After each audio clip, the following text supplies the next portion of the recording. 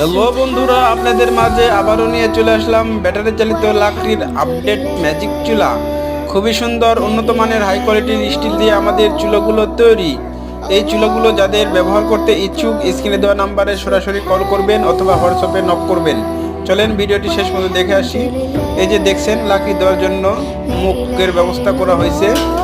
এটা exhaust fan, battery দিয়ে অথবা চার্জার দিয়ে আপনারা এই চুলাটি জ্বালাতে পারবেন।